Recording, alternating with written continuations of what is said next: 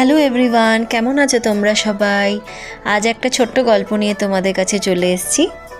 তোমরা তো জানো এই রবিবার বিকেলে আমরা একদম বাড়িতে থাকতে পারি না, বেরিয়ে পড়েছি কাজকর্ম সেরে তিনজনে মিলেই।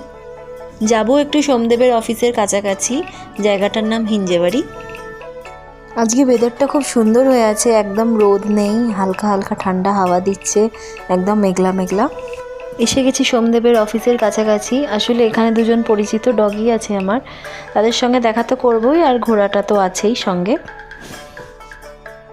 যাদের সঙ্গে দেখা করব বলে ভেবেছিলাম তাদের সঙ্গে দেখা তো হলো না, জানি না কোথায় চলে গেছে। একজন নতুন বন্ধুর সঙ্গেই পরিচয় হলো। অনেকক্ষণ ধরে ঘুরছি, খিদে পেয়ে গেছিলো, চলে গেছিলাম আমরা ওয়াও চায়নাতে।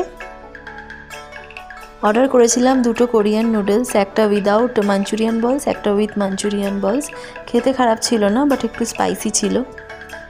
ওয়াও চায়নাতে এই ফার্স্ট টাইমে আমি এলাম। আমার খুব একটা ভালো লাগেনি, কারণ খাবারটা একটু ঝাল তো ছিলই, প্লাস একটু আমার প্রাইজিও লেগেছে। যাই হোক, খাওয়া দাওয়া সেরে আর কোথাও যায়নি, ডাইরেক্ট বাড়ি চলে গেছিলাম। গল্পটা এখানেই শেষ করলাম। খুব শিগগিরই একটা নতুন গল্প নিয়ে আসবো। টাটা।